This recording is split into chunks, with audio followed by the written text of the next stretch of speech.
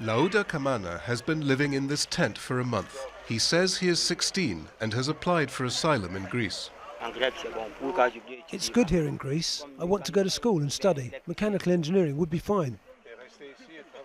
LAOUDA swapped his Guinean village for a tent village on Samos. It's outside the island's official camp, which is full.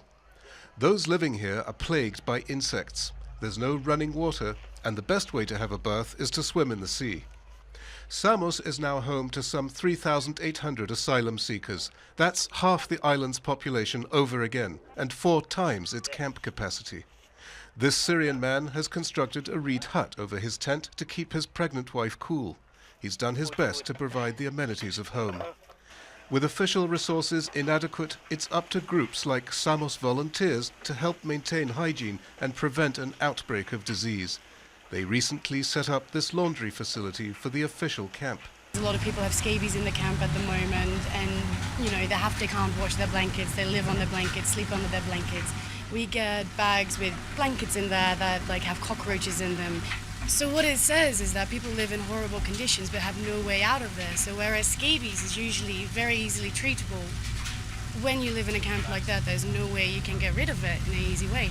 Keeping refugees who arrived here from Turkey means Turkish authorities are not being asked to accept deportees who may have arrived in Europe via a different route. Europe's political balance increasingly depends upon the efficiency of its external borders. Here at its eastern frontier, Greece safeguards Europe's ability to send back failed asylum applicants to Turkey.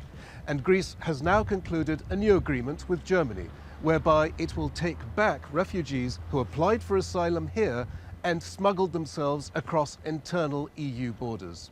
That puts in place a reverse flow mechanism from Central Europe back to Turkey, but it leaves Samos uneasy about its role, even though Germany has in return offered to speed up family reunifications. The question is, how many people will be returned and how many families will be reunited? Will there be some equivalence in numbers? Anything different would demote Greece and would suggest a two-speed Europe.